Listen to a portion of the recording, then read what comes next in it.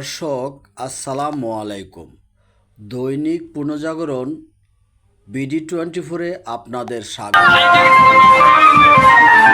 বিশ্বকাপ ফুটবলকে ঘিরে কুড়িগ্রামের বুরুঙ্গামারীতে দেখা গেল আর্জেন্টিনার সমর্থকদের বাঁধ ভাঙা উল্লাস।